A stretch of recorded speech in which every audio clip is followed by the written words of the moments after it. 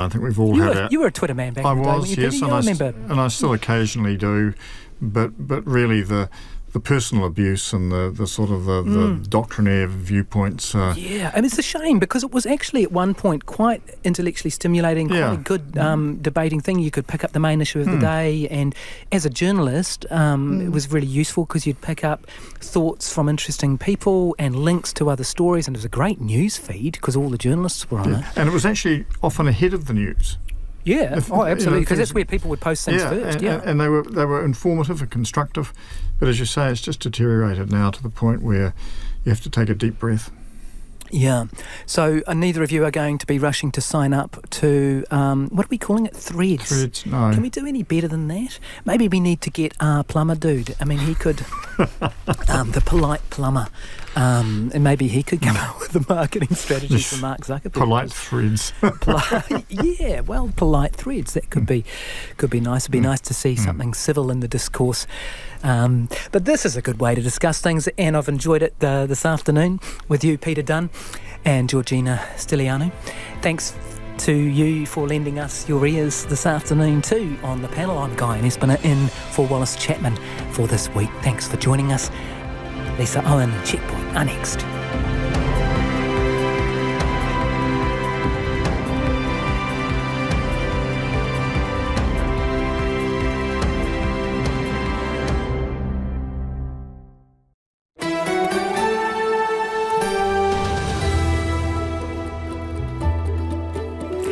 Te whakarongo mai koe ki te reo irirangi o Aotearoa. This is Checkpoint on RNZ National. I'm Lisa Owen. Haere aki nei, more oranga tamariki staff are benched over allegations of a youth justice fight club.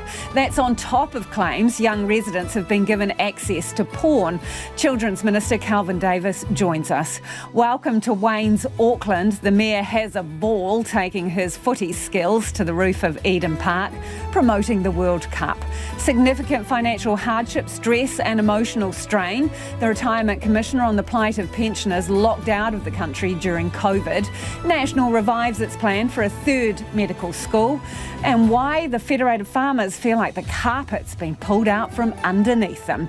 You can watch us live on the RNZ website. RNZ News at 5 o'clock. Ahi Marie, good afternoon. I'm Evie Ashton. The Children's Minister says more staff have been stood down over two fights at one of its youth justice residences. 11 staff have been stood down at Korowai Manaki in the past week, 4 of them related to a video filmed by a staff member of 2 young men throwing face kicks and punches at each other. Kelvin Davis says they don't know how widespread the problem is, but a review is underway. There have been 2 instances of fights being recorded that have come to Oranga Tamariki's attention. And that's the purpose of this review, is to flush out any incidences. You can hear more from the Minister on Checkpoint coming up. Auckland University says National's promise to establish a third medical school at Waikato University is unnecessary. The acting Dean of Auckland Medical School, Warwick Bagg, says the existing institutions have the capacity to take on more students. We're willing to expand our network with government funding to train those students. We already operate an extensive network of training places throughout the Upper North Island, and we can increase the capacity of those to continue our training. National would also add 50 more medical school places at Auckland and Otago universities. The Education Minister, Jan Tinetti, has stepped into the new school science curriculum debate, saying the final document will include chemistry, physics and biology. Education correspondent John Gerritsen reports. The Minister's statement follows warnings from associations representing science teachers that an advanced draft of the new curriculum does not mention the core science subjects. They warned that could lead to gaps in students' science education. But Jan Tinetti says the document they're reacting to is a draft of a draft. She says the Education Ministry, experts and the school sector are working on the new curriculum and testing different options. The Minister says learning sciences is important, and it's also important that science is taught in the best way possible. A prominent South Island man has been charged with sexual offending against 6 girls. The alleged offences span a period of more than 20 years, as Jean Edwards reports. The man, who can't be named for legal reasons, is facing 6 charges of indecent assault and 10 charges of doing an indecent act. The girls were aged between 9 and 17 at the time of the alleged offending, between 1998 and 2021. According to court documents, 14 of the charges are representative, meaning multiple offences of the same type are alleged to have been committed in similar circumstances. The man has been remanded on bail with a court appearance scheduled next month. Militants from the Gaza Strip have fired rockets after Israeli forces withdrew from the Palestinian city of Jenin today, following one of their biggest military operations in the occupied West Bank for years. Israeli jets hit an underground weapons manufacturing facility in response, the military says. Hours earlier, reporters saw convoys of Israeli military vehicles leaving Jenin after dark in what appeared to be an end to an Israeli operation that began early on Tuesday. 12 Palestinians, at least 5 of them fighters, and 1 Israeli soldier have been killed. And Auckland Mayor Wayne Brown has welcomed the world to Eden Park for this month's FIFA Women's World Cup kick-off by showing off his football skills on top of the stadium. Mayor Brown, in a harness, dribbled the ball and hung off the side while yelling welcome messages to the teams. Well, there are people that say I dribble sometimes anyhow, so I found it quite interesting. I was quite proud of myself because it's actually got a slope on it. And I lost a couple of balls over the side, but I wasn't expecting to be doing this yesterday, but I'm happy to do it. I mean, crazy things are pretty cool. In other sport, England's cricketers won't be baited despite being labelled sore losers following the controversial finish to the second Ashes test. Australia took a 2-0 lead in the best-of-5 series after the Lords win, with the third test starting tomorrow. But England's Joe Root says the home side play their cricket differently to Australia, and they're unfazed at being labelled poor losers by Australian media and supporters. To be honest, I can't believe how much has been covered on it. I try and put myself in that situation, that position, and I'd like to think I'd have dealt with it very differently. As a team, we want to play our cricket a certain way, we want to leave a certain legacy, and I think it's time for everyone to move on and let's concentrate on this game now. In rugby, Canada will provide the Black Ferns with a much sterner test than Australia, says New Zealand lock Maya Roos. The world champion Black Ferns walloped the Wallaroos 50-0 in Brisbane in their first test of the year and play Canada in Ottawa on Sunday morning. Canada pushed England in last year's World Cup semi-final. They have really good line speed, so we'll have a lot of pressure on our base play from them, I think. We saw that in their game against the US, they love to attack. They're like us, and so that'll be lots of fun to try and defend. Black Ferns lock Maya Roos. And Australian scientists say they've made the world's first diagnosis of CTE in a professional female athlete. Studies on the degenerative brain disease linked to contact sports are usually carried out on male athletes. The diagnosis was made on the brain of Heather Anderson, an Australian rules footballer who took her own life last year. That's the news. Doctor and nurse shortages. We have charted a way in which we can grow our international recruitment in the short term and our local training. A controversial new science curriculum. There's some pretty big gaps and some reasonable concerns, I think, that science educators have shared with me around it. And strong feelings on gang culture. We have a problem in New Zealand around crime, and one of the contributing factors is gangs. Breakfast time conversations. Morning report weekdays from 6 on RNZ National. And we're funded through New Zealand On Air. You're with Lisa Owen next on Checkpoint. Right now, the short forecast from Met Service to midnight Thursday. From Northland to Manawatu, also Coromandel Peninsula and the Central High Country. Cloudy periods and isolated showers, clearing south of Auckland tomorrow morning. Bay of Plenty from Gisborne to Waidadapa, also from Horowhenua to Wellington. Fine and cloudy periods, isolated showers for Wellington and the East Coast tomorrow. Mainly fine for Bulla and Westland, but cloudy periods north of Hokitika, with a few showers clearing this evening. Nelson, Marlborough, Canterbury, North Otago and Central Otago, fine with overnight frosts. Cloudy periods in the east tomorrow and isolated showers about Banks Peninsula for a time. For the remainder of Otago, Southland and Fiordland, a few showers gradually clearing tomorrow. Southwest gales in exposed places, easing by evening. Chatham Islands, showers possibly heavy with hail for a time tomorrow. Strong to gale westerlies.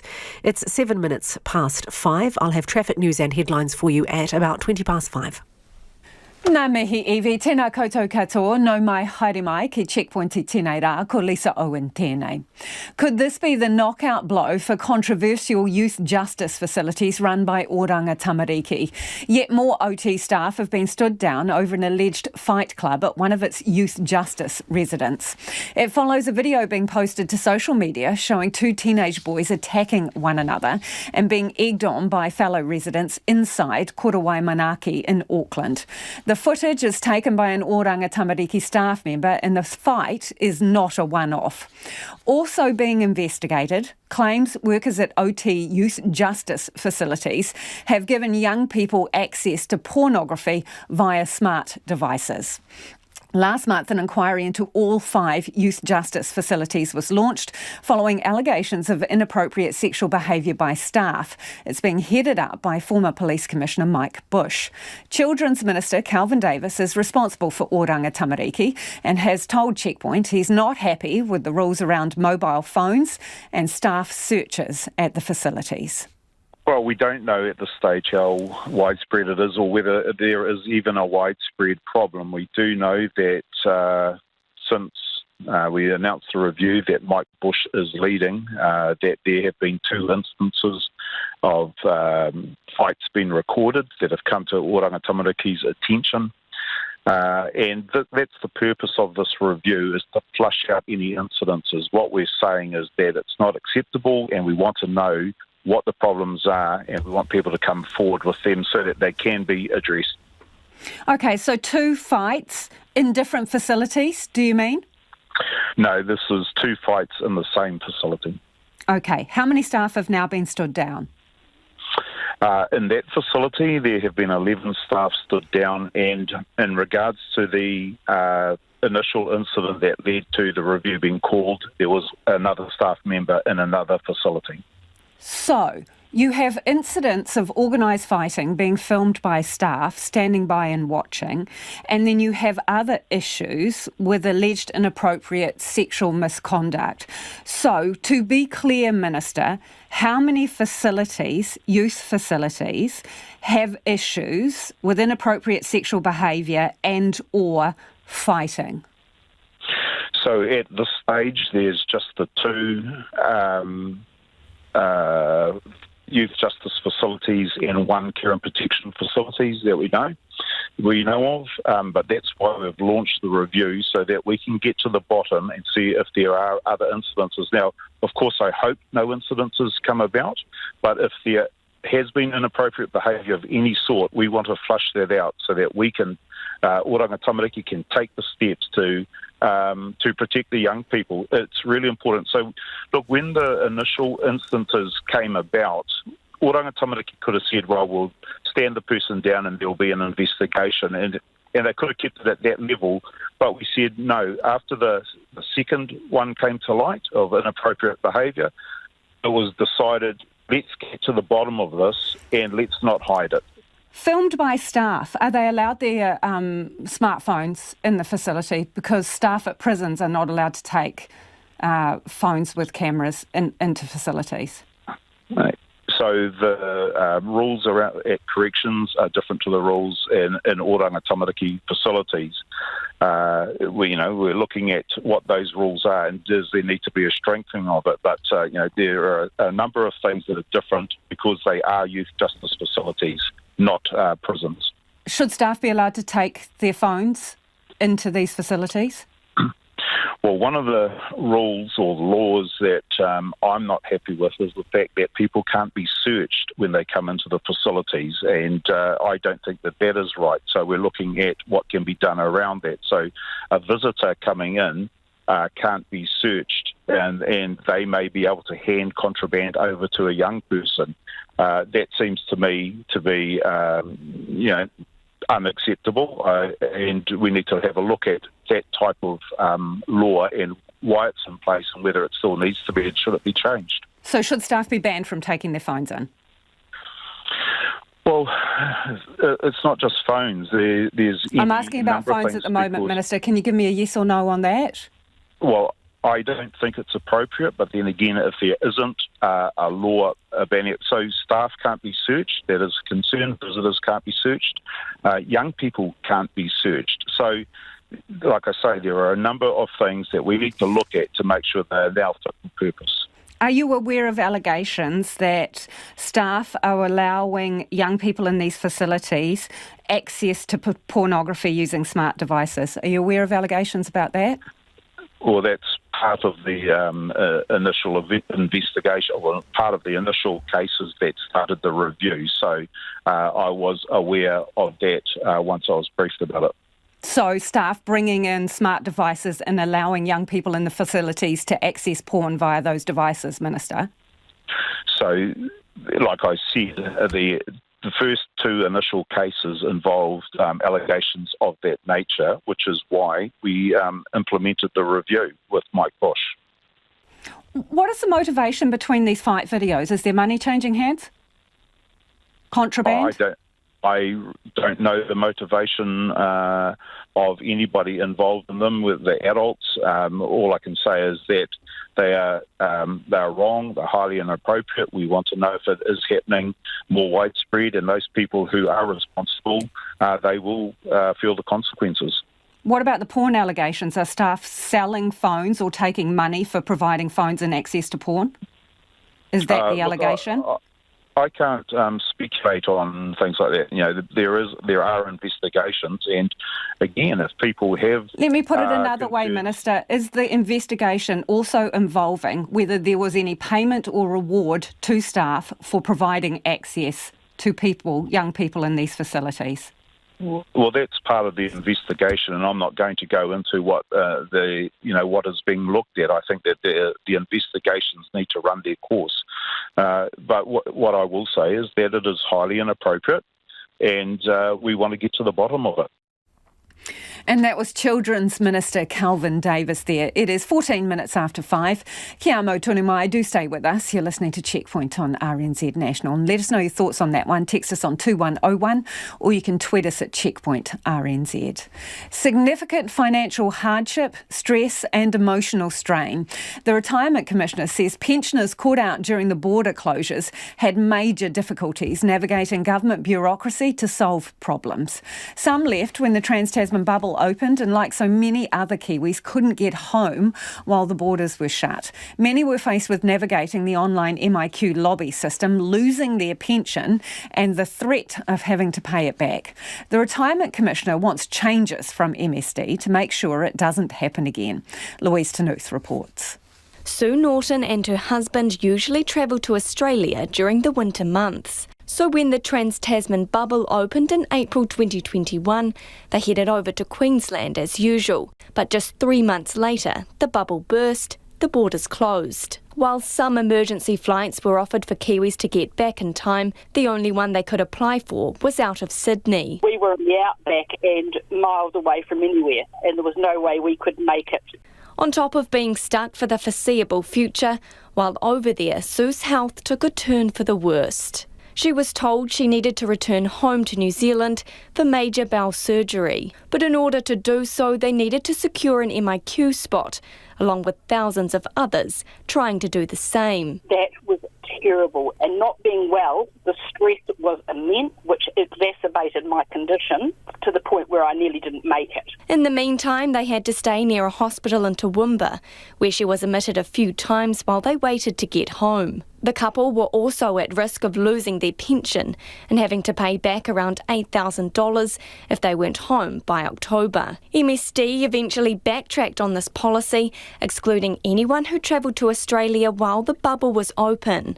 But that didn't make the process any less stressful, and it would be another 2 months before they finally managed to get an MIQ spot. It was pretty unreasonable, the way that they ran things, and it was something I could never forgive. I just hope there's a lesson to be learned from it.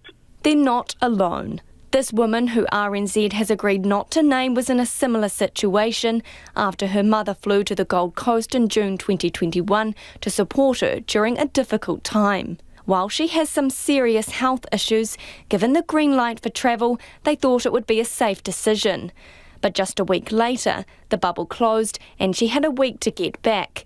But she was unwell and unable to fly. Mum was terrified because obviously she's on a pension, the thought of not only it being chopped but having this huge debt. After her mother reached out to MSD for advice on her pension, she was met with a disappointing response. We were just basically told that you were kind of stuck. There was no way around it. There was no compassion whatsoever. Mum ended up breaking down in tears on the phone. The Retirement Commissioner, Jane Wrightson, was inundated by pensioners in the same boat during this time. She says pensioners could never have seen the border closures coming. The length of closure of the borders was unforeseeable. So there was a really rigid view taken by MSD that travelling in the middle of a pandemic would cause problems, and therefore it was entirely foreseeable they'd get locked out of their country for more than 6 months. So it just wasn't fair. Findings from the Retirement Commission study highlighted a huge emotional strain for pensioners.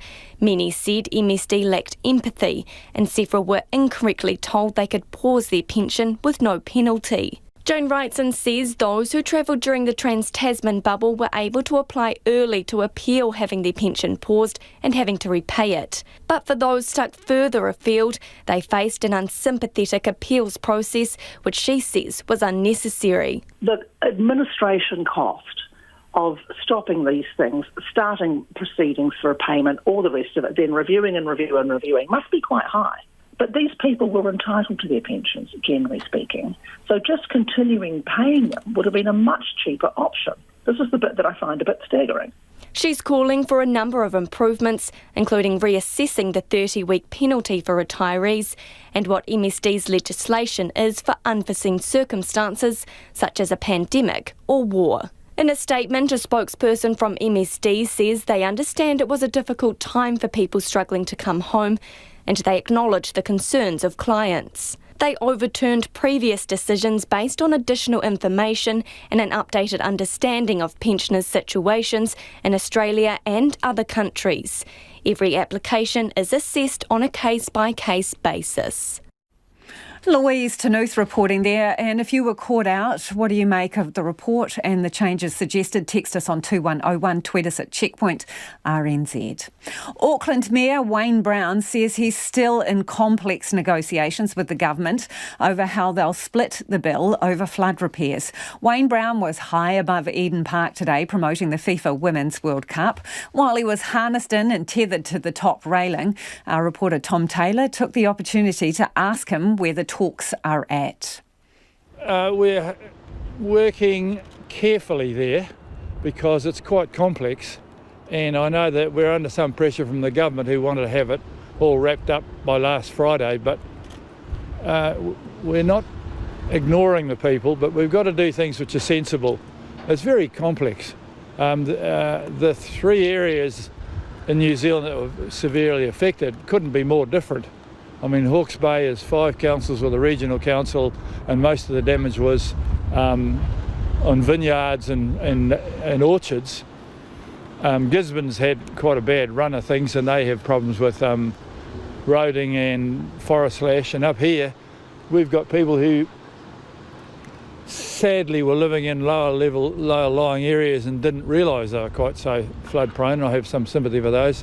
And there are other people living on cliffs who must have known that they were living on a cliff.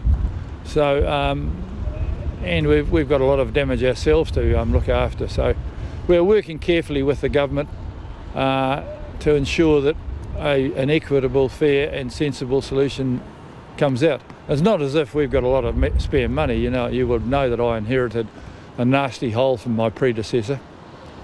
So what portion do you think the council should be paying? Well, I'm not going to negotiate that as an auction with you, mate. The correct proportion will emerge in the fullness of time. And that's Auckland Mayor Wayne Brown, and we'll have more on his high-flying World Cup promotion shortly. 21 minutes after 5, and you're with Checkpoints on RNZ National. Homai o whakaaro, we would love your feedback on anything you've heard on the program this evening. Do get in touch. What do you reckon the split should be between Auckland Council and the government over flood-damaged houses and properties, the buyout there? 2101 on text. Tweet us at Checkpoint RNZ or the email address checkpoint@rnz.co.nz. Time to go to the headlines. Ko Iwi anō tēnei. Children's Minister Kelvin Davis says a review will get to the bottom of allegations regarding oranga tamariki youth justice facilities. 11 oranga tamariki staff at Auckland's Korowai Manaki Detention Centre have been stood down in the past week. 4 over a video of one of them made of 2 teenage boys fighting as residents egged them on. There are also claims that young people are getting access to pornography via staff smartphones. The Retirement Commissioner wants the Ministry of Social Development to make changes so there's no repeat of the bureaucracy pensioners faced during the border closures. Jane Wrightson's highlighted complaints that MSD lacked empathy, gave the wrong advice and had an unsympathetic appeals process. Auckland Mayor Wayne Brown and the government remain in talks over splitting the bill for flood repairs. Mr Brown was at Eden Park earlier today promoting this month's FIFA Women's World Cup. He says the goal of a flood settlement is still being negotiated. Rotorua Lakes District Council has won its case to require safety upgrades for motels being used as emergency housing. The Housing Ministry is looking at the ruling. And Education Minister Jan Tinetti says the final school science curriculum will include chemistry, physics and biology. Her statement comes after an advanced draft of the new curriculum didn't mention the core science subjects. Ms Tinetti called that document a draft of a draft. Those are the headlines. Looking at traffic in Auckland, State Highway 1, a breakdown has been cleared that was blocking the left lane northbound between Takanini and the southwestern motorway link. There may be residual delays there. Our next traffic news and headlines are at about 20 to 6. Thank you, Evie. More than 20 New Zealand athletes are all at sea after the cancellation of next month's World Beach Games. The second edition of the Games was to be held in Bali, but the Indonesian country has withdrawn as hosts just weeks before the opening ceremony. Organisers have been unable to find an alternative host for the 10-day event that was to be attended by more than 1,500 athletes around the world, competing across 14 disciplines. We're joined by sports reporter Felicity Reid. Who wouldn't want to go to the beach games in Bali, Felicity? But tell us more. What does this mean for the athletes? Yeah, well, so the beach games are a reasonably new concept. They first came in 2019 in Qatar. So as the name suggests, beach games, they are all at the beach and variations on sports that the listeners might be used to as well. So 2 weeks ago, the New Zealand Olympic Committee named 20 athletes for this New Zealand team, and they will also to be naming more athletes this week. So already announced were wing foilers, beach water polo, beach sprint rowers, and an open water swimmer. So karate and surfing for surfing athletes were still to be officially announced into this New Zealand team, but obviously not going ahead now. So if we look at it, it's amongst those athletes that were impacted. It was for the wing sailors, if we look at that. So that's 17-year-old Amy Bright. So she's quite new to international competition, but she'd be representing the women for New Zealand. And for the men, it would have been 3-time Olympian Paul Snow-Hansen. So that sort of shows the breadth of athletes who would have been involved in this. And Bright is actually the daughter of New Zealand Olympic great Barbara Kendall. And so Barbara Kendall was also supposed to be heading to these games in an athlete support role as well. So you kind of get an indication of how seriously New Zealand was taking this as well. And for New Zealand, it would have been the first time that they would have had a beach water polo team. So for Kate Hansen, who's the captain of the women's team, she said that, you know, for them it was a good opportunity to show what they're actually capable of. And so a World Games for some of these sports, which are maybe on the fringes, is a good opportunity and a pinnacle event which has now been taken away from them. Organisers were surprised that the Indonesian Olympic Committee had pulled out of this event. They'd been meeting with this group of people for weeks, weekly, and they said that there was no indication before now that this was going to go ahead. The Olympic Committee is saying that it's actually the Indonesian government not releasing budget for the event, which has meant that's why it's been called off. Okay.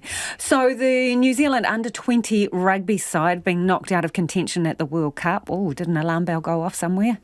Well, maybe it did. New Zealand age group tournament, we've actually 6-time champions at this. So We haven't been number one for a little while, though. So 2017 was the last time. That's including people who are now All Blacks like Will Jordan, Caleb Clark, Luke Jacobson. They were part of that winning team. But today, the junior side needed...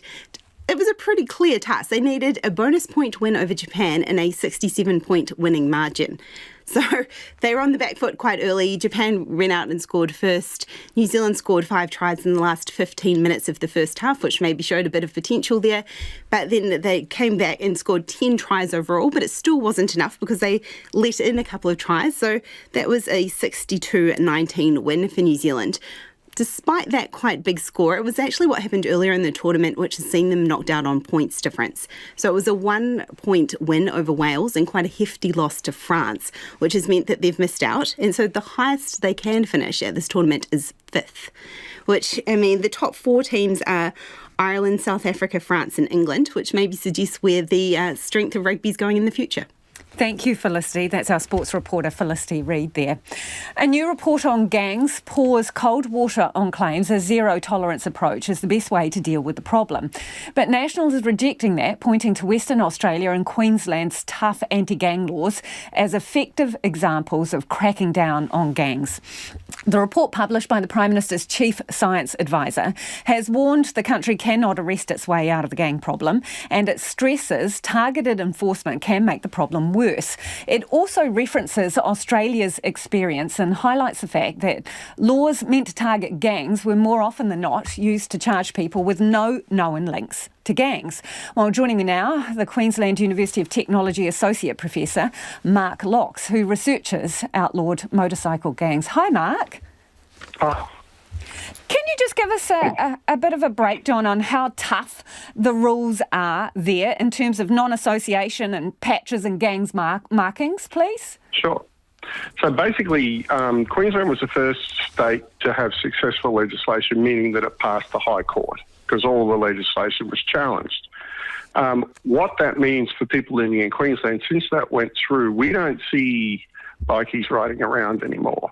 You don't see them on the streets. You don't see the big trains of bikies riding around. We're pretty much the only state that's been successful in that way. And one of the reasons is we were first to be successful. We also don't see the violence you see regularly, almost daily in New South Wales, because that 10% of bikies who do 99% of the crime that is committed by bikies pretty much left Queensland. And the value of that is diminished as each state has brought in these tough laws. The value and the ability to displace, as we criminologists call it, people away, has diminished. So now we're down to Victoria and Canberra, and, well, there's nowhere else to displace them to. So Canberra has gone way up in violence. Victoria is still suffering a lot of violence as well. So it's really, it's hard for bikies when the police are still focused on following them around and they can't ride in their colours and they can't mix together. It really is effective, but you've got to look at a lot of other factors as well about the history of how that was put in. So I note your really interesting and good point that was found in New South Wales that anti-consorting laws, if they're not specifically tied to the gangs, will get abused, because it's an opportunity to apply them to people who are not members of gangs. And in New South Wales' case, that was mostly street kids rather than outlaw motorcycle gangs. Mark, just because you don't see them on the streets, that doesn't necessarily mean they're not committing crimes, does it? They're just away from your eye. No. But, as I said, we actually saw our hardcore criminals, because we knew their names. They were in court cases. They were in the press. They moved interstate. But if you're in Victoria now, there's nowhere else for them to go. So they're still committing crimes. They're just not committing crimes in Queensland. The problem New Zealand's got is there's nowhere to displace to. You're in New Zealand. You've already suffered the consequences of us displacing people to New Zealand. And it's going to be hard to send them back. I don't think that's going to happen. So they're still committing crimes, but the rate of crime is lower. It's not actually happening as part of the gangs. So there's two cultures in every motorcycle gang. The traditional, what they call the conservative culture, the riding, fighting, drinking culture, and the other culture is the organised crime culture, where people take advantage of the riding, fighting, drinking guys to make money. And the riding, fighting, drinking is still going on. We don't see it as much, but it still occurs. we lost the other side. If they've got nowhere else to go, they're still going to commit crime. They're going to still try and make a lot of money, and they don't need to be in a motorcycle gang to do that. So they become a completely separate problem then. What actually is a problem is the combination of when those guys who are looking for the organised crime profit harness that violence of the club, that's when you see the inter-club violence and the shootings and the murders that we've been seeing in Australia and New South Wales recently. And it's actually going on between two large clubs, which I won't name for both of our sakes for legal reasons, but they're having wars with local crime families because there's a $3 billion cocaine market just in Sydney. So it's moved beyond the club now. The other thing, Mark, is that the issue of people joining gangs, right? So it may take away their visibility because they're not allowed to congregate in public and ride through the streets. But what evidence is there that laws like that stop people joining up to gangs? Or are they just effective punishments? The effective way we have stopped people joining the clubs is to make it really hard to join. And again, that changes from state to state, based again on when you brought the laws in and where the opportunities still are. We regularly find some clubs will set up a secret clubhouse and they'll try and gather guys in Queensland, but they're closed down fairly quickly. Whereas if you go to other states, they're far more successful of gathering men together. Like there are clubs where in, say, the central coast of New South Wales where the police every 12 months say, and we have closed down this club forever, and then they're back straight away. So it's not that successful. One of the reasons for that is right around the world, there's a very, very, very small proportion of men who find this lifestyle really attractive. And even if we ban them, they still want it. And that model is out there now in the community and they know about it. And that attraction isn't going to go away. So it's like a supply and demand. You know, how else can I live this hard fighting, riding lifestyle if not in an outlaw motorcycle gang? And they try social clubs, and it's just, as they say, the social clubs aren't serious enough for them. They really want to join what an outlaw motorcycle gang gave them. And they're adult men. This isn't a street gang thing. This is an adult male thing. But we're talking 0.001% of the male population. We're not talking, 100,000 men joining up. At the most in Australia, it was about 5,000. So it's a minority, but it's real and it isn't going away.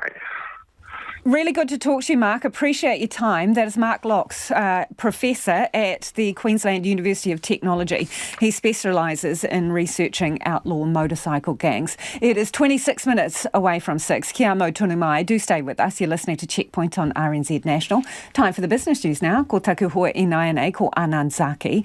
Anand, a multi-level marketing company has been hit with a permanent ban. Who are they and what have they been up to? Kia ora to you, Lisa. Well, this has been a longer-running saga. It involves the multi-level marketing company Validus, which has now been hit with a permanent ban by the Financial Markets Authority. So Validus is a US-registered company, but it's based in Dubai.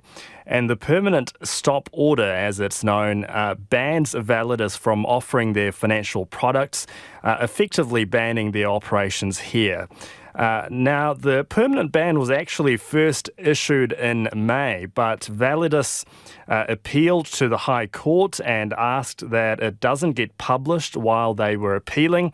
The FMA agreed to that, and the appeal was heard at the High Court in Auckland last month. And today, we've learned that the appeal has been dismissed by the court. So why the fuss about Validus? Well, the FMA says people that attended their seminars were basically encouraged to buy educational packages that have false or misleading information. They say people won't get the promised return on their money and won't be able to withdraw their money.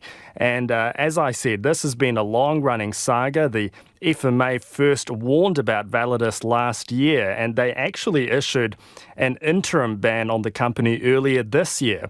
But the company still held those seminars, and Paul Gregory, who leads enforcement at the FMA, says the permanent ban is a response to that. We'll be watching Validus activity in New Zealand and we'll take action where we believe it's necessary to protect the public and enforce the order. And the order is about, of course, offering Validus financial products. It is enforceable, which is why it was appealed. And we're also continuing to cooperate with the Commerce Commission on matters relating to Validus. And Paul Gregory told me if Validus don't comply with the permanent ban, they could be convicted and fined up to $300,000. So tough penalty out there for them. Anand, what is this sustainable aviation fuel in New Zealand? We're getting a bit closer to producing some, are we? Yes, another step forward in the possibility of producing sustainable aviation fuel. It's not a firm thing here. It's more specifically production at the former Marsden Point refinery. So the former refining company, which is now known as Channel Infrastructure, together with Australia's Fortescue Future Industries, they're going to do some more work on the feasibility of the project. They're going to look at the financial, engineering and commercial issues of turning green hydrogen into green jet fuel. And basically, if they do go ahead with it, they'll need a new production facility, and it could make 60 million litres of sustainable aviation fuel.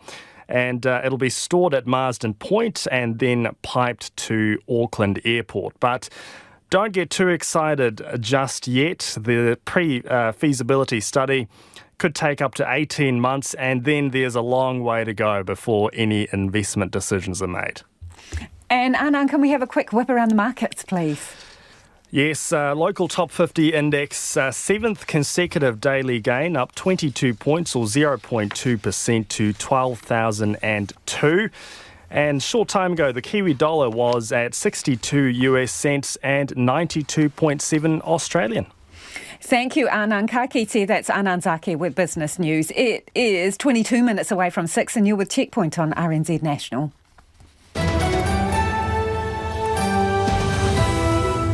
Let's get to some of your feedback now. Some of you getting in touch regarding our interview with Kelvin Davis over the youth justice facilities and allegations of a fight club, and also allegations of staff providing access to pornography. This person says complete lack of human rights to be filming these young vulnerable people. Shameful. Clive from Napier's got in touch to say, what do you do with the 14-year-old who recently charged with murder? It's a good question, Clive. I don't know the answer to that. And Nina says, I am deeply concerned about the screening process of staff for oranga tamariki. How could one not know that facilitating fighting is deeply traumatic for young people and will exacerbate existing distress? One does not need a university degree to know this. How are they even selected for this role? That's from a GP. On the issue of pensioners locked out of New Zealand during the COVID lockdown and at risk of getting their pensions cut off, this listener says, bunch of whingers, so they just want to get home and bugger everyone else. Beggars belief. No, I just think they wanted to get their payments while they were away because they got caught out like everybody else did. Another says MIQ was a complete disgrace, totally inhumane. And Ewan says, a quick reminder, according to Michael Plank and other experts, our response to the deadly pandemic saved about 10,000 lives here. If you choose to go away under a travel advisory, that's just foolhardy. If you couldn't get back to safety here, bear this in mind. Almost 500,000 Kiwis wanted to come home during COVID, just not possible without a lottery system. One more before we move on Wayne Brown. This listener says, quote of the week. Oh, I'm not going to negotiate that with you, mate. That was Wayne Brown talking to Tom Taylor, our reporter. Do keep your feedback coming, 2101 on text. Tweet us at Checkpoint RNZ. The email address, checkpoint@rnz.co.nz. Time to go to Evie now for the headlines. Ana ia Evie, mina pita kōrero. The Children's Minister says more staff have been stood down over 2 fights at one of its youth justice residences.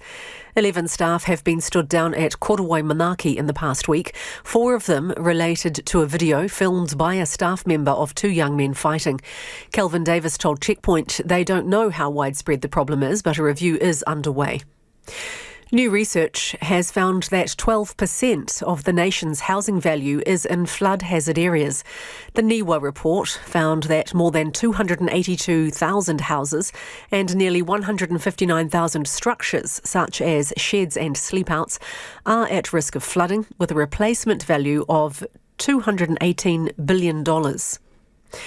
Tourism company Real NZ is planning to sell some of its jet boats and water taxis, including Queenstown Jet Boats, Queenstown Ferry, the International Antarctic Centre and Stewart Island Lodge. It's also hoping to buy the Spirit of Queenstown vessel from Southern Discoveries to improve access to the historic Walter Peak homestead. Kyiv has again accused Moscow of planning to stage an incident at the Russian-occupied Zaporizhzhia nuclear power plant and blaming it on Ukrainian shelling. Russian troops seized Europe's largest nuclear facility in the days after the Kremlin's invasion of Ukraine in February 2022. And the vendors of Port Vila Central Market in Vanuatu have been on strike after the introduction of scales last Friday, they say without consultation. Sellers, most of them women, have found they're getting less money and are struggling to support their families. Those are the headlines. Looking at traffic on the Upper Harbour motorway in Auckland, a crash is blocking the right westbound lane just before Squadron Drive off-ramp. And at Lake Taupo, State Highway 1 will be closed tomorrow from 7 in the morning until 7 at night from State Highway 1, State Highway 41 intersection by Tūrangi to the intersection of Lake Terrace, Anzac Memorial Drive by Taupo. Our next news and weather is at 6. Ngā mihi, Evie.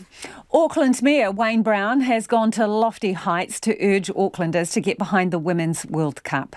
The Mayor, who admits he loves doing crazy things, dribbled a ball along the roof of Eden Park today while in a harness which was attached to the top railing of the stadium. The Mayor happily threw his arms out wide, hanging over the top at the park, telling visitors they are very welcome in Auckland, and he says he'll be going along to some of the games himself. Norway versus New Zealand, I think that's an important one, and I'll be there sort of cheering on as best I can. Not that I'll be much help to them, but you've got to be there for them. It's a big day for the girls, you know.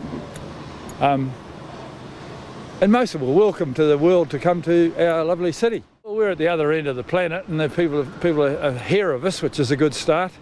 And I think, and if we give them a good time here, more of them will come back. That's what I'm hoping for. I think Nick here runs a good show at Eden Park and is a great promoter, and I'll do my best to do that. And I hope everyone enjoys themselves while they're here, and they have a good contest. Get on and buy your tickets. Go to edenpark.co.nz, and I think you can get your tickets. Yeah, if you don't come here, you're missing out on something which isn't going to come back again. So that's important. Have a crack at it. Get along. Actually, while you're here, visitors, bungee jump off the Sky Tower, because that way you can show that you came to Auckland. And I can see you out the window of my office and listen to you scream on the way down, and I've done that. And walk over the Harbour Bridge. That's another cool thing to do while you're here. Spend some money in the good bars, enjoy yourself and behave well, and good luck to everybody. Auckland Mayor and tour guide Wayne Brown there. Eden Park will host 9 games, including the opening match on the 20th of July, where the football Ferns take on Norway. The stadium CEO, Nick Sortner, was also walking the High Line with the Mayor and is continuing to encourage people to get tickets to the tournament. It's a huge effort by the team, and this is the biggest women's sporting event in the world, and we're very proud here at Eden Park, the National Stadium, to be hosting 9 fixtures, including the opening fixture, 6 pool games, quarter-final and semi-final. World Cups and memorable moments. But this event, the opening fixture, will see 1.8 billion viewers globally. And so to be part of history, whether it be the bars, restaurants, cafes in the area, our volunteers, our 3,000 strong workforce, be part of the event. We want these events for Auckland and New Zealand. So go out and buy tickets from $10, bring your family along. It's going to be a great atmosphere. We're just encouraging everyone. 3 of the games are almost sold out, and there's the remaining games still tickets available. So FIFA.com or edenpark.co.nz. Be part of history. Come and experience and be beyond greatness. Our reporter Mariana Garcia asked some Kingsland locals if they're excited about the tournament and if they'll be heading along to any games. Women's soccer or women's sport in general, man, you know, that's huge, having a Women's World Cup here in New Zealand, 100%. It's cool, the crowd atmosphere, it's cool that we're hosting. There's something to see. I like to see some good football ladies coming through, and but yeah, we'll see how New Zealand goes. I've never been into soccer, whether it's male or female, so it's just not something I watch. Looking at it now, yeah, would really like to go, yeah. Do you think it's important that it's being played in New Zealand? Absolutely. And business owners around Eden Park are looking forward to having more foot traffic in the area while the tournament is on. If anything happens at Eden Park, we definitely get more people around, and so more people popping in, especially off the train right over there. So Kingston is always a little bit more thriving during these events. Of course, well, hopefully, especially with the American game here, I can't wait for that. I'm excited. I'm going to take my girls to that. I'm so excited about it. And yeah, just the international crowds, being in the area, the hustle, bustle, and yeah, we just can't wait for it, to be honest. Are you going to any other games? No, I haven't got planned yet, so we'll just see how busy it is first. And that was our reporter Mariana Garcia speaking to business owners in Kingsland. Now, there are still tickets available for games here in Aotearoa, and tomorrow night we'll speak to FIFA about how the sales are going. And if you were listening to all of that on radio, check out the video online, the tiny little cable holding the Mayor Wayne Brown high above the stadium. It is 12 minutes away from 6. Kia mau tonu mai. You're listening to Checkpoint on RNZ National. It's a carpet burn that's left fed farmers smarting. The Ministry of Education has contracted a global manufacturer, Milliken, to supply and install carpet tiles in nearly 800 small and remote schools. But here's the rub for Kiwi wool farmers. The tile carpet is dyed nylon. The Ministry says it's fully recyclable, exceeds its carbon footprint goals, and it met health and safety and fire standards and outperformed wool carpet tile providers across its 3 main procurement measures. Federated Farmers Southland Meat and Wool Chairman Dean Rabbage is not impressed. We're pretty insulted, to be blunt, by the decision to refurbish 600 rural schools in New Zealand with nylon-based carpet. We've got a fantastic product here that we grow probably right outside the front door of those schools, and it's just been neglected to be looked at from the government, and it's just another kick in the guts for wool growers at the moment, to be honest. How are things for wool growers right now? Well, the fine wool is pretty good because there's lots of options, obviously, with making fabrics for clothing and apparel, but the crosswool market is pretty poor. Crossbred wool is sort of a real loss on their balance sheets at the moment. We're not making any returns from it. It's costing significantly more to get that clip off and harvested into the store than we're making from the sale of it. So a contract like this would be a pretty big deal? It wouldn't be the magic bullet, but it would be a nice start. And you think when the government's been throwing significant amount of money into the sector for research and development, they wouldn't. They back their own horse pretty much. And New Zealand growers and putting wool into the schools. It'd be a good start, and it would just be nice to know that they've got the farmer and growers back as well. Because the Ministry of Education says that they used a bunch of measures to decide the winning contractor. Cost effectiveness, they said that the nylon solution dyed tiles exceed requirements for health and safety, fire retardant, hard wearing with heavy foot traffic, and from an environmental point of view, fully recyclable. Can you say the same for wool on all those things? Yeah, we can say the same for wool on all those things, and we could probably go one better, that the fire retardantness is naturally grown in the wool. It's not have to be chemically applied later on in the manufacturing process. So I'd argue that wool's going to be a lot warmer. It's natural. It's much better for the environment. It becomes recyclable when it comes to its end of its life, which all carpets do. And it's just the properties are so much better than a plastic drenched in chemicals to meet the same standards as what a natural product could provide. What about cost? Cost is one of those things. It's like buying a car, really. You can buy an expensive car or a cheap car. There's different price points right through the range of carpets that are provided, and it's just up to the consumer, really, at the end of the day.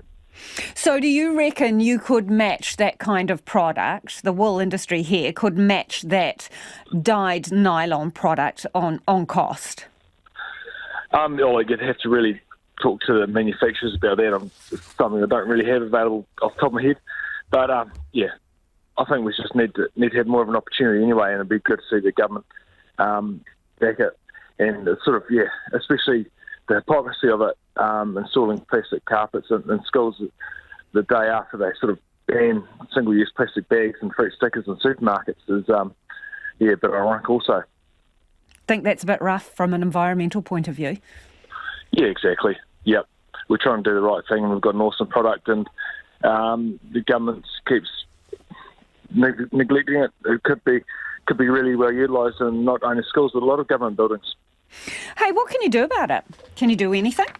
We've just found out about it the last 24 hours, so obviously we've got the wheels in motion to try and get the decision reversed and get our products in these schools, because I'm sure that schools and the students would appreciate it and enjoy it a lot more than walking around on plastic all day. So what are you doing? What steps are you taking to try and reverse the decision? Obviously it's pretty short notice. Just getting our industry groups in behind it, doing a bit more homework and trying and get a decision reversed. Obviously we've all been busy in the AGM for the last couple of days, so that's our first action item tomorrow, is to get the ball rolling and try and get our product in front of the Ministry and get it installed in these schools. So you're going to hit them up, Dean, the Ministry of Ed? Yep, and I think Minister of Agriculture also needs to take some responsibility for this. He should be backing the farmers of the country that he represents. Appreciate your time, Dean. Anything else you wanted to add? Oh, look, we're just it'd just be awesome if we could get our products into these sorts of environments, schools and buildings. We think it's an amazing product and it ticks a lot of boxes and it's all natural, so it's got to be better for you, doesn't it? What's the feel on your feet versus a dyed nylon tile? Oh, yeah, well, we've got wool carpet in our house, obviously, and it's pretty nice to walk around in winter, that's for sure. And that was Dean Ravage from Federated Farmers. A pair of Palmerston North entrepreneurs have come up with a virtual reality invention to teach aspiring basketball and netball sharpshooters how to sink the perfect basket. Now they're working on getting the perfect shot headset on the market. Jimmy Allingham heads courtside for a look. Josh Tirona was watching an NBA playoff 7 years ago with his family when Golden State Warriors legend Steph Curry settled the match with a long-range three-pointer as the clock wound down. Next thing, the question came from my son, Dad, how is Steph Curry so good at shooting? So that put a seed into my mind to thinking, what could I deliver to my young one, plus all the other young ones out there? What could I deliver to them to help them shoot better like Steph Curry? The seed took a year or so to germinate, and like many good ideas, it came to Mr. Tirona in his sleep. So the finished product is what I seen in the dream. The next day we had to kind of bootstrap up and try and make it become a reality. It took about 2 prototypes later, that took about 2 years later to actually come up with the model that we have now. It's a headset which shows the wearer the trajectory to throw to get the ball in the basket. And while it's a slick piece of tech, it had humble beginnings. I went down to the $2 shop that next morning. I kind of got a broken broomstick and I actually purchased the hula hoop from the $2 shop. I kind of stitched them up together, came back home and I got the kids to shoot the ball. And straight away I noticed they had no arc or no optimal trajectory in their shots. They're always hitting the front of that rim. So I kind of placed our device on where I thought they needed to shoot the ball. So we had success straight away. So this blew my mind away. Mr. Tirona's hula hoop and broomstick were enough to attract the interest of fielding company Idea Developments and Dr. Gabe Redding at Massey University to help it develop. Friend Chris Hunt, a graphic designer, also came on board and the augmented reality vision became real. At an indoor stadium in Palmerston North, Mr. Hunt and I watched Mr. Tirona calibrate the device by walking around, seemingly pointing at thin air. So he's sort of calculating where the spots are in terms of the boundaries of the court. And so what we're looking at right now is him marking out each corner of the court, ready for perfect shot to shoot. It's almost ready, so Mr. Tirona shows me what to do. We're seeing targets on where I need to be shooting the ball in order for it to go on the hoop. The measurements are being scientifically measured and tested based on the player's height and distance to the hoop. So you should have a sweet shot every time you're going for the shot. So the whole aim is to be getting that swish or that nice swish sound. Without giving away the technology exactly, I can say in front of my eyes the headset tells me where I need to throw. If I miss, or when I miss, it's because I haven't followed the suggested shooting arc.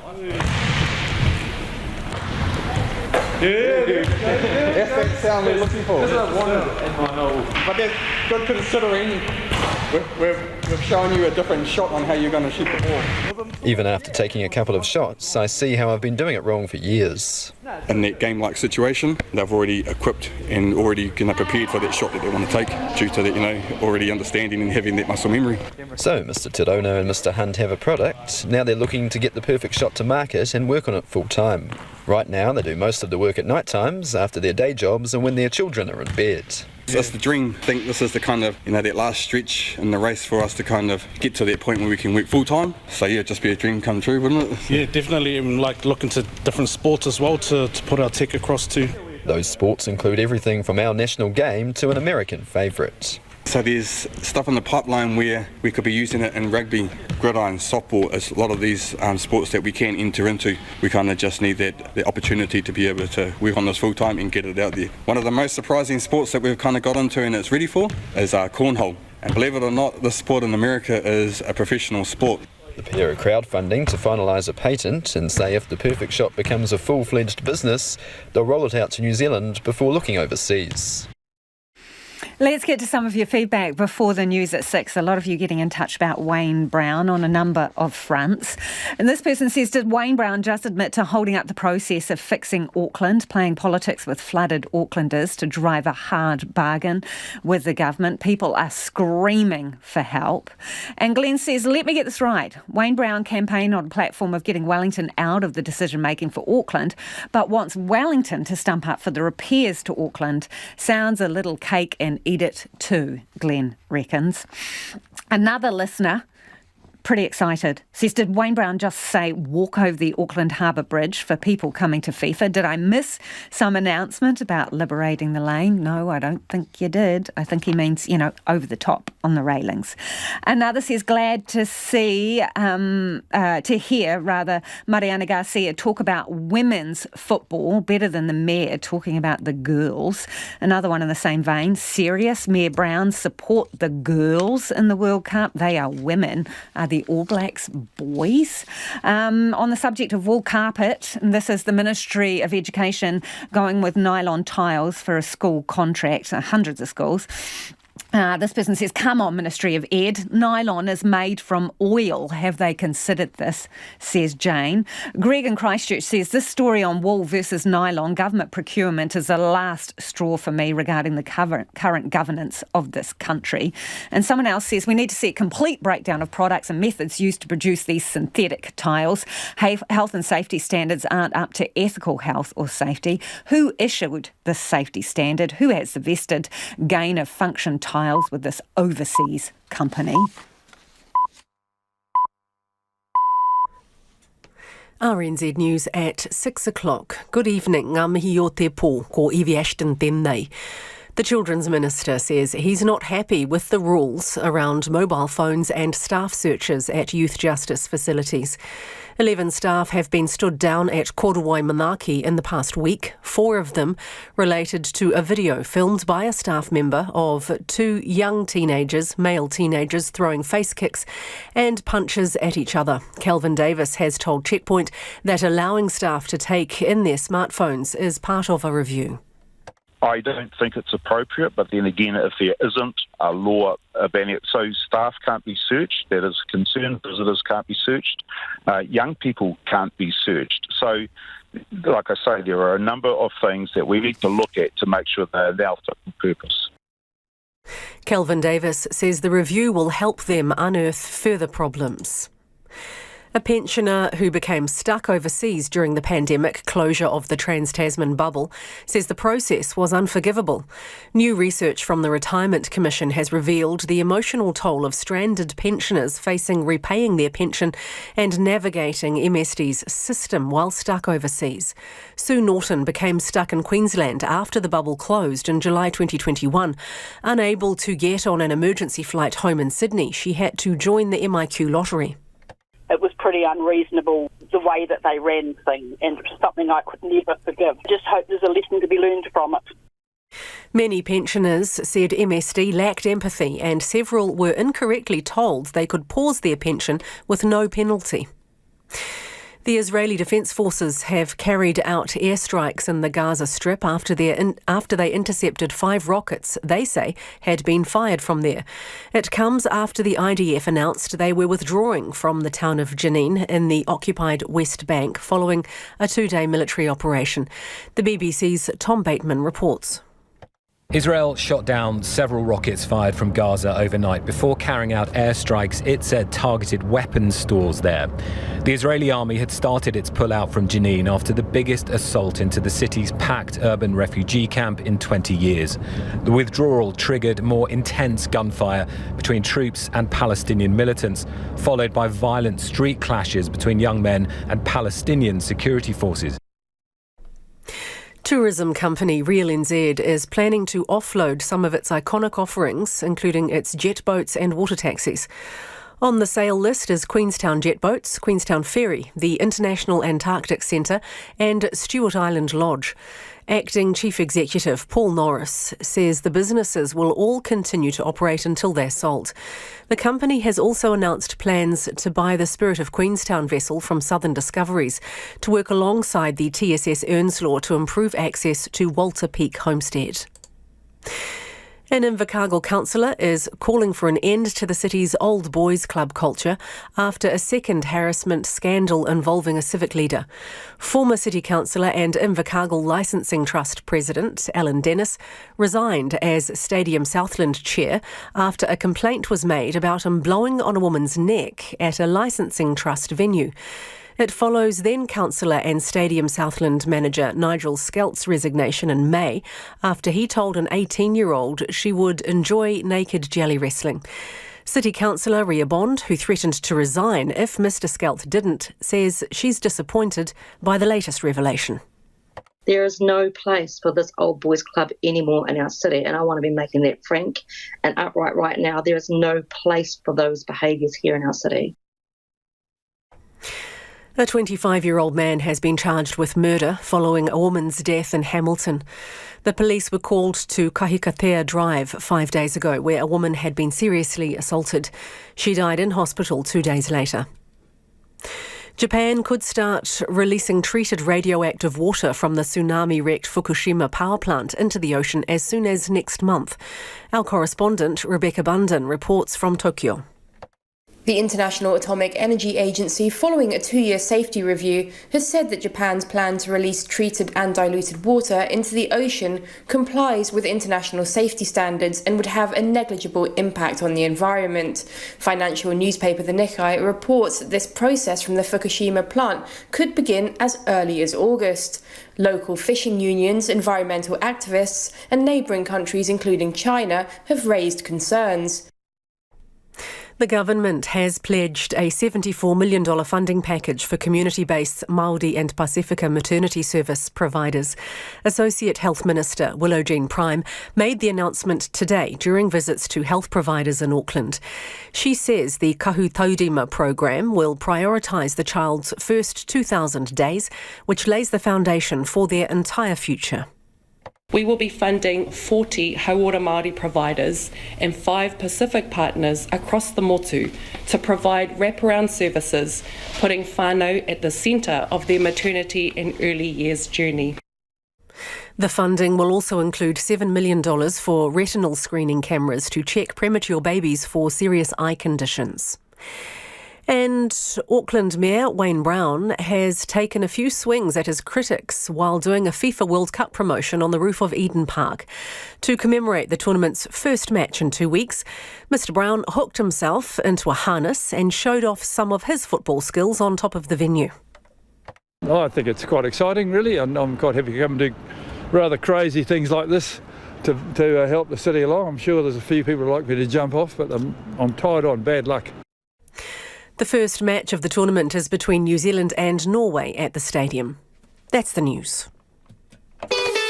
Tomorrow after 1pm on Afternoons with Jessie Mulligan, personal finance expert Mary Hole, with some important info you can find in your KiwiSaver annual statement and how to improve it next time. Plus, in the 2010s, the world-beating Black Sticks women hadn't yet won a major tournament. That was until the 2018 Commonwealth Games. In sports history, we talked to the goalie in the crucial semi-final. That's on Afternoons from 1pm tomorrow here on RNZ National. You're back with Lisa Owen next on Checkpoint. Right now, the short forecast from Met Service to midnight Thursday. From Northland to Manawatu, also Coromandel Peninsula and the Central High Country. Cloudy periods, isolated showers, clearing south of Auckland tomorrow morning. Bay of Plenty, Gisborne to Wairarapa, also from Horowhenua to Wellington. Fine and cloudy periods, isolated showers for Wellington and the east coast tomorrow. Mainly fine for Bulla and Westland, but cloudy periods north of Hokitika, with a few showers clearing this evening. Nelson, Marlborough, Canterbury, North Otago and Central Otago, fine with overnight frosts. Cloudy periods in the east tomorrow and isolated showers about Banks Peninsula for a time. For the remainder of Otago, Southland and Fiordland, a few showers gradually clearing tomorrow. And for Te Kohu, Chatham Islands, showers possibly heavy with hail for a time tomorrow, strong to gale westerlies. The time is 7 minutes past 6. I'll have news headlines for you at 6:30. Kia ora rā e ho, no mai hoki mai, this is Checkpoint, ko Lisa Owen tēnei. The National Party has revived its promise to create a new medical school focused on delivering doctors for rural communities. The party had started work on the idea when it was last in government, but Labour halted work after the 2017 election. Rural doctors are thrilled by the election promise, but there are also fears a new school would take opportunities away from existing institutions. Here's our political reporter Katie Scotcher. The country's health system is under intense pressure, short thousands of workers. The National Party today revealed its solution, establishing a third medical school at Waikato University. It will make a significant contribution. The new school would enrol 120 students per year from 2027 and would operate under a graduate entry-only model, meaning students would only need 4 years of medical training. Here's National Shane Reti. If we look at the number of medical schools per capita, we're behind Australia, we're behind the UK. In fact, if we were to benchmark ourselves to Australia, for example, the number of medical schools per capita or per head of population, we'd be talking about a fifth medical school today, not a third. The new school would be focused on delivering more rural doctors. Grant Davidson from the Rural Health Network says it is desperately needed. Approximately half of all rural practices have got one or more vacancies, and some of those vacancies have been open for a year or more. Some rural practices have got no doctors at the moment and have got closed books and are just not able to service the communities that they're there for. National expects the new school's establishment to cost $380 million. The Crown would pay up to $280 million, with the remainder raised by the University of Waikato. It's a lot of money to try to raise, but between what the university itself can put in and what generous benefactors and organisations from around the country will do, we think it's entirely achievable. That's the University of Waikato's Vice-Chancellor Neil Quigley. He predicts it would take 3 years to set up the medical institution. Partly because we would need to get accreditation from the Australian Medical Council, and partly obviously because we would need to invest in some facilities and also hire some new staff who could lead this project for us. The previous national government pledged to establish the third school in 2017, but the Labour-led government dropped the plans the following year. Health Minister Aisha Verrill says Cabinet was advised it would reduce the number of hospital placements available to other medical students. That's one of the key things we need to look at, whether it would really increase the number of students that we can train as a country. Otago and Auckland universities have long been unhappy with the idea of establishing a third medical school.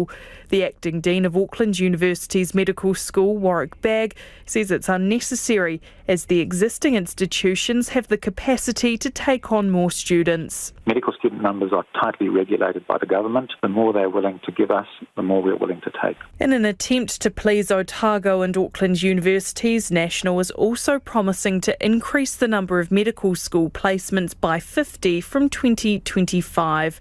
The Labour government yesterday released its plan to increase the health workforce. It includes measures such as earn while you learn schemes and streamlined pathways for Māori and Pacific workers. The union representing youth workers says Oranga Tamariki needs to do a better job of protecting the safety of young people in the justice system. 11 staff have now been stood down at an Oranga Tamariki youth justice facility over 2 fights that broke out there. Both fights happened at Korowai Manaki, the same Auckland facility, where several young people spent the night on the roof over the weekend. Haisa Almeida has more. In a video shared on social media, 2 young men were throwing kicks and punches at each other, while a person films and another couple watched on. Oranga Tamariki says the fight took place in mid-June and was filmed by a staff member. The PSA is the union which represents more than 200 youth workers. Leader organiser Joe McCroy says the incident is a wake-up call for better resourcing in the sector. The need to take action is urgent if we're going to provide a safe working environment that also properly supports the young people. Oranga Tamariki need to do better, and staff are ready to do better, but they need the tools to do so. He says the union has been advocating for more training for a long time. Oranga Tamariki is sending workers into this environment who are not as prepared as they could be to respond to the pressure and the focus. It's mentally and physically demanding work. Workers are exposed in this role in a way that won't happen if staff were receiving the regular and professional training that's available to other skilled workers in a similar setting.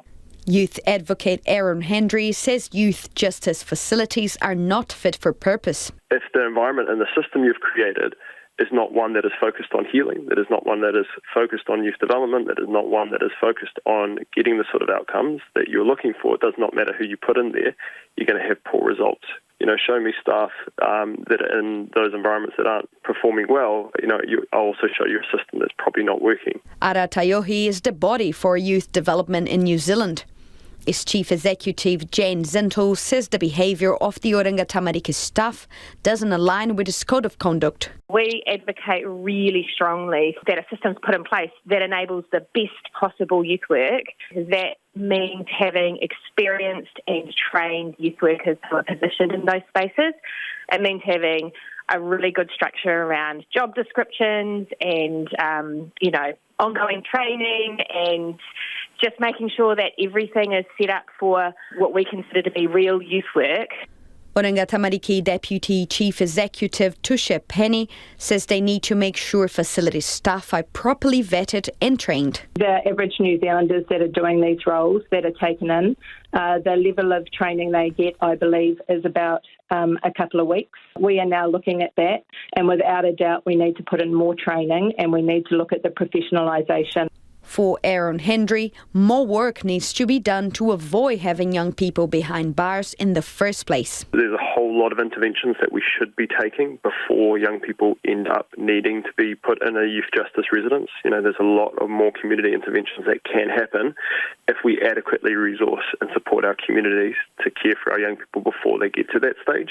Oranga Tamariki says the training of staff working on youth facilities is under review. It's 6:15 and you're with Checkpoint on RNZ National. Police in the UK are reopening an investigation into whether COVID rules were broken during a party at the Conservative Party headquarters. It comes after video emerged of a gathering where aides were invited to jingle and mingle. The video has been published by the Sunday Mirror. The police are also examining whether lockdown rules were breached at a separate event in Parliament 6 days earlier. But they won't investigate alleged gatherings at the Prime Minister's country home during the premiership of Boris Johnson. The BBC's Chris Mason has more. Are you filming this? The answer, yes. And are the police now looking again at this bash at Conservative Party headquarters? Yes, they are. At the time, London's COVID restrictions banned indoor socialising. It's not just the video detectives can consider. This wasn't an impromptu get-together. The Save the Date invite called it a jingle and mingle. Jingling and mingling, sir. Like, how is that acceptable? It isn't. The party was held on behalf of this man, Sean Bailey, who was the Tory candidate for Mayor of London. Mr Bailey was awarded a seat in the House of Lords by Boris Johnson last month. The second police investigation involves an alleged birthday get-together here in Parliament, also in December 2020. One MP has already admitted being there and apologised. The difficulty we have... It's also alleged this man, Conservative MP Sir Bernard Jenkin, was there. Sir Bernard was on the committee that concluded Boris Johnson lied to Parliament. The question is, why did you not take proper advice? This is complete nonsense. I mean, complete nonsense. Mr Johnson has accused him of hypocrisy. Sir Bernard Jenkin told the BBC tonight it is not appropriate to comment on a continuing investigation. This second police inquiry into what happened in Parliament appears particularly loaded with the potential for fresh political jeopardy. Who was there and where might it leave their reputation? But Boris Johnson, so often at the centre of these Partygate rows, isn't facing new investigations into potential breaches of the COVID rules, either here at Chequers, the Prime Minister's country pad in Buckinghamshire, or in Downing Street. All this is awkward once again for the current resident here, Rishi Sunak. Whenever he tries to move on, the ghosts of the Conservatives' recent past return. A big recovery package has been pledged for France after the worst rioting in almost 2 decades. President Macron made the announcement after meeting more than 200 mayors at the Élysée Palace. The BBC's Lucy Williamson met one of those mayors in a suburb on the eastern outskirts of Paris as he surveyed the damage from one arson attack. At the first floor, you can see the city police station. They jumped over this wall at 1 a.m. Zartosh Bakhtiari is mayor of Neuilly-sur-Marne, part of the Seine-Saint-Denis area east of Paris, one of the country's poorest. We're just going inside the grounds of this building. It housed the local police force, but also the housing office.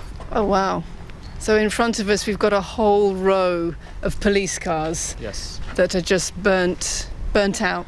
It's absolutely shocking and terrible scene. And I can see looking up at the facade of the building here, it's completely black. Yeah, exactly. Everything's burnt. Wow, the smell is really strong in here. The ceilings come down, everything's burnt out. And I can see the files here files have been burned burnt. too. Yeah, exactly. What do you feel when you see this? I don't know. I don't can explain the feeling. It was very hard, but I repeat, I will be very determined to fight them and to win this war against them. Do you know who was responsible? Did you catch them? Actually, no, but we can see on the video cameras they were between 14 and 16 years old. Laurence Tendron-Brunet is head of public housing here, standing in the burnt ruins of her office, tears brim in her eyes. I'm so sad. It's a lot of work. We're going to rebuild. We're going to start again. But right now, there are people who are so desperate for housing. I find it hard to understand that it's children who are destroying things. Because at that age, your parents should be responsible for you. Round the back of the housing office, overlooking the car park with its fleet of charred police cars, we find a neighbour who filmed the fire on his mobile phone and agreed to speak to us anonymously. He wasn't surprised at all to hear that the arsonists were probably teenagers. Typical, you've got organised thugs who launch kids of 11 or 13 in the event, telling them, OK, you will never go to prison, so OK, go ahead. It's a gang tactic. Aisha lives in the worst hit part of town, Les Fauvettes. A 23-year-old teaching assistant says she understands their initial anger at the police, even if it's since turned into looting and destruction. They're fed up. It always falls on the same people. If you're black or Arab, a gun is pulled and shots fired without thinking. When it's a white person, they think twice before shooting or even giving a fine. After 2 days of deadly fighting, Israel's military has begun withdrawing from the West Bank city of Jenin. The operation was Israel's largest incursion on the West Bank in 2 decades. It's already prompted a retaliatory attack on Israeli citizens. The ABC's Alison Horn reports. Israeli police clear the roads after an attack in central Tel Aviv. A Palestinian man from the West Bank drove at a bus stop packed with pedestrians before jumping out and stabbing people. Liron Bahash was a witness. I saw the grey pickup truck crash into the bus stop at full speed. Initially, you think it could have been driver error. We don't get terror attacks or things like that here. So for a second, you don't think it could be a ramming attack. 8 civilians were wounded, none critically. The attacker was shot dead by a civilian. The Islamic militant group Hamas has claimed the attack was retaliation for an Israeli military raid in the West Bank city of Jenin.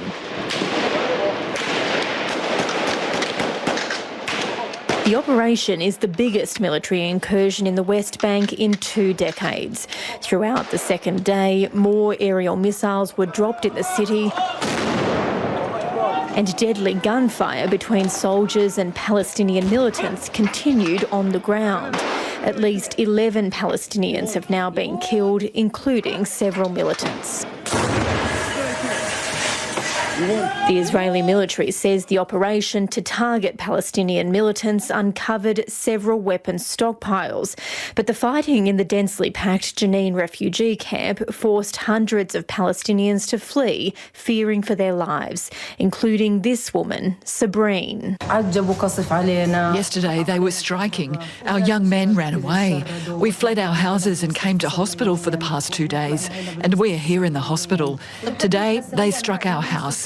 The situation is bad. The United Nations fears a looming humanitarian crisis, with major infrastructure damage cutting off water and power to thousands. Palestinian authorities also claim hospitals have been targeted, stormed by soldiers and tear gas filling emergency rooms. The Israeli Prime Minister Benjamin Netanyahu says his military has achieved its objectives. At this moment, we're completing the mission, and I can say that our extensive activity in Jenin is not a one-time operation. Palestinian militant groups have warned more retaliation attacks will come. The tiny Himalayan kingdom of Bhutan brands itself as the happiest nation on earth, but it's facing an exodus of young people which might put a question mark over that. The country's now facing a worker shortage, leading some to pressure the Bhutanese government to open up and abandon its isolationist policies. The ABC's Avani Dias reports. Comfort, please remain seated with your seatbelts fastened until the seatbelt sign is turned off.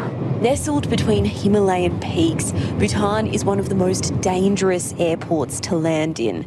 It's just one obstacle which makes this among the most isolated countries in the world. Tourists are limited and have to pay steep fees. This kingdom was the last country to get internet and TV. The ABC was granted rare access into Bhutan and found a country losing major proportions of its people, mainly to Australia. Hello. How are you, Prime Minister? I'm good. I'm sorry. Prime Minister Dr. Lotay Tshering says his country is struggling to develop. So I think this combination of a least developed country not having 21st century industries, not able to meet the expectations of the educated youth, is the dilemma that we are going through. Bhutan's famous for measuring gross domestic happiness, but that's left its gross domestic product among the worst in the world, down with the likes of Greenland. Stuck between China and India, Bhutan has struggled to work with Beijing because of its ties to Delhi. That's limited trade. Run away to an island somewhere. Writer Kinley Funsu wants to go to Australia, and he's been writing songs about it. The main reason I think a lot of people are leaving is because they don't think that they have the ability or the opportunity to live a satisfied, content life in Bhutan, and they feel that they need to be abroad to get that. 1.4% of Bhutanese people have been granted an Australian visa. It might not sound like a lot, but for a country of around 750,000 people, that's led to a brain drain, and it's growing.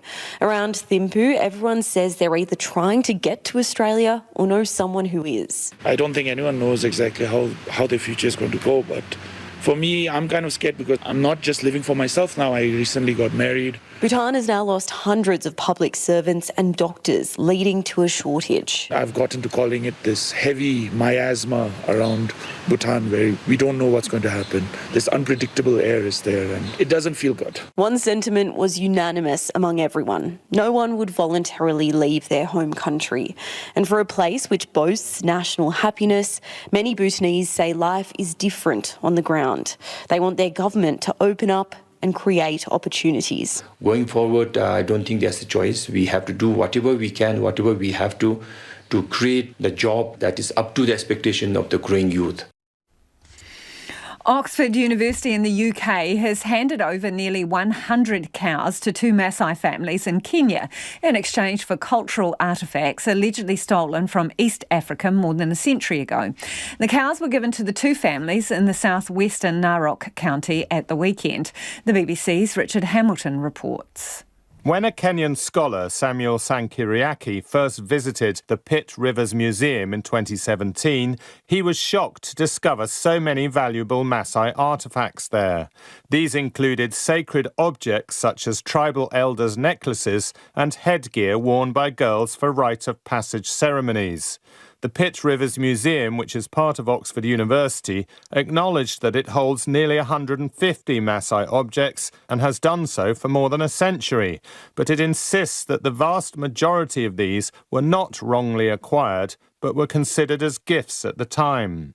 The museum has set up what it calls the Maasai Living Cultures Project. This included a healing ceremony in Kenya and the presentation of 98 cows to the Maasai. The museum declined to be interviewed by the BBC, but did issue a statement. The Pitt Rivers Museum's mission is to engage people across the world, increase understanding of humanity's many ways of knowing, and extend our reach through innovative partnerships such as this one. However, a spokesperson for the Maasai families said that while they welcome the gift of cows, they were still expecting adequate compensation. The museum's gesture comes amid the wider controversial issue of cultural restitution. While France and Germany have started returning some objects that were taken during the colonial era, Britain seems less keen to do so. The most notable case is that of the Benin bronzes, which for now are still being held by the British Museum in London. Some of your feedback before we head off on the Football World Cup. This one in from Gary. Bugger, no World Cup football for Christchurch, New Zealand's second largest city. And another from a listener, so what if Wayne Brown said girl? So many idiots out there. He's way better than Wellington's mayor. I live in Wellington. Wayne is refreshing and was right about the media. You'll need to be more specific. Some of us drongos don't know what you're talking about. That's all from us. The Late News team will keep you updated throughout the night. If you missed anything, check us out on Spotify, Apple or wherever you get your podcasts from. Ko te kaupapa tuatahi pōpō. Tomorrow from 1 to 5 a.m. on First Up, it looks at the dire need for emergency housing on Waiheke Island, where more than a third of properties sit empty as holiday homes. Do tune in for that one, 5 a.m. tomorrow. Have a fantastic night, and we'll see you a little later in the day. RNZ News headlines at 6:30. Good evening, I'm Evie Ashton. The Children's Minister says a review into youth detention centres will look at the rules around mobile phones. 11 staff have been stood down at Korowai Manaki, one of whom allegedly filmed 2 teenagers fighting. There are also claims of staff phones accessing pornography. Federated Farmers is criticising the government's decision to install nylon carpet tiles in nearly 800 remote schools instead of using New Zealand wool. Emergency responders are at the scene of a